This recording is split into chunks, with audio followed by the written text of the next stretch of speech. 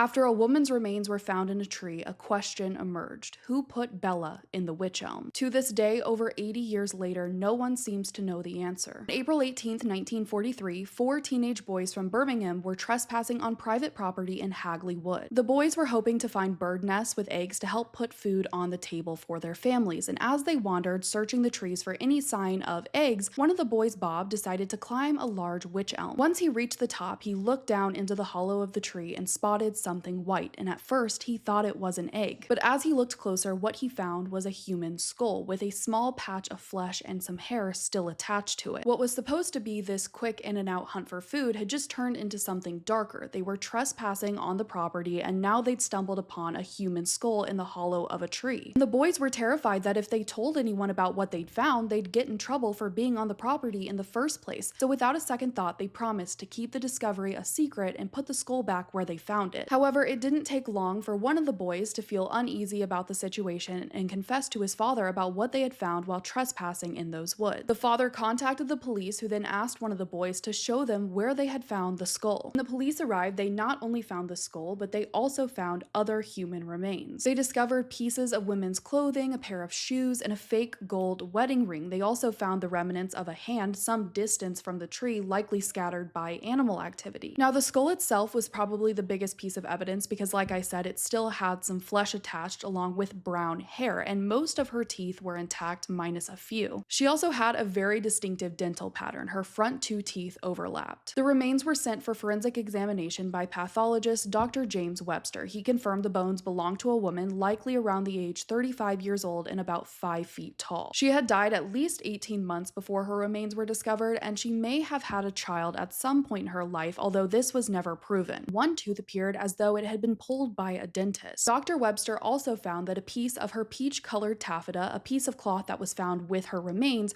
was lodged inside her mouth, which raised the possibility that she had been suffocated. However, the four boys who originally discovered the skull explained that they had used a stick wrapped in cloth, wedged it into the skull to extract it from the tree to avoid direct contact with it. And this led to the theory that instead of being suffocated, the cloth in her mouth might have been placed there while the boys were handling the skull. The tree itself was very oddly shaped. There was a space inside that was so tight it seemed unlikely that someone would just crawl in on their own. Now, it's not entirely impossible because this woman was thought to have been small, but at the time it seemed very unlikely that someone would have shoved themselves into such a tight space. According to a forensic biologist, Dr. John Lund, if the woman had been placed there after death, it would have had to have been really soon after she passed because rigor mortis would have made it impossible to get her into that small space. Despite the woman's clothing and distinct dental pattern, she was never identified. This was during World War II, a time where so many people were reported missing that it was nearly impossible to sift through every report. It wasn't like today where you can easily search a database for specific characteristics. The police tried to narrow their search by looking at missing persons reports from nearby areas,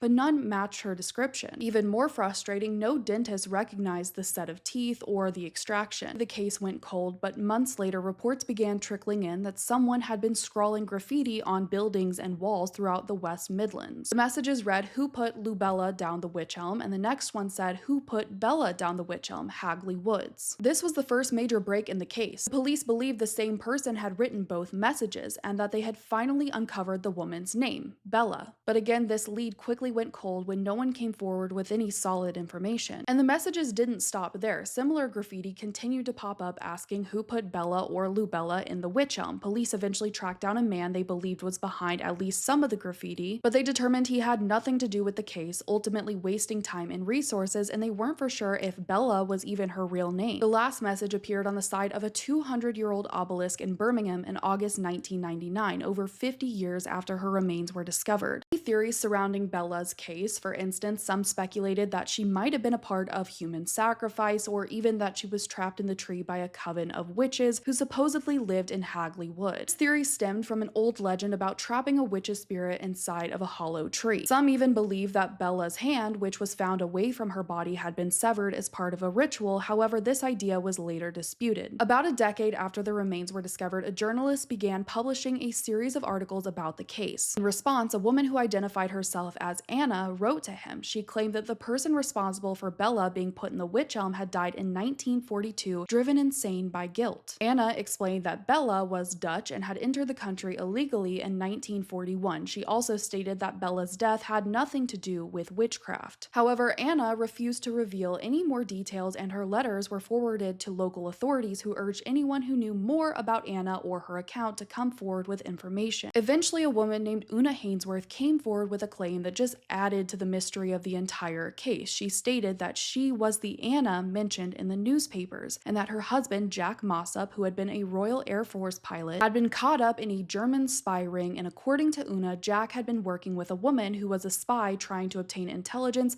about weapons and aircraft munitions in the West Midlands. Una recalled a night in March or April 1941 when Jack came home pale and visibly upset. He revealed that he had been at a pub with a man named Van Ralt and a Dutch woman. Both were spies. He said the woman had passed out in the car on their way home after drinking too much, and Van Ralt allegedly instructed Jack to drive to Hagley Wood. There, the two men placed the unconscious woman in the hollow of a tree, believing she would simply wake up the next morning and be fine, but she never did. There's another account that suggests Van Ralt strangled the woman before placing her body in the witch elm. However, no matter which version of the story is true, if any, Una Hainsworth claimed that Jack Mossop spiraled into a mental breakdown after that night and died in a psychiatric hospital in 1942, 1 year before Bella's remains were discovered. The account gained some credibility when an author researching the case found that around March or April 1941, the same time Jack came home upset, 5 German spies allegedly parachuted into England during Operation Sea Lion. One woman, using the name Clara, was reportedly dropped near Hagley Wood. However, no parachute was ever found at the scene. In another report, the UK spy agency MI5 released wartime files about an enemy agent named Joseph Jacobs who parachuted into the area in 1941. He was discovered by farm workers who turned him into the police, and in his pocket, the police found a photo of singer and actress Clara Burrell. Some believe that this Clara might have been working as a spy and may have parachuted into the Hagley area, eventually ending up in the hollow tree. However, nothing has ever been proven, and like I said, no parachute was found. Sadly, any hope of extracting DNA to identify the woman was lost when the university that examined her remains reportedly lost them,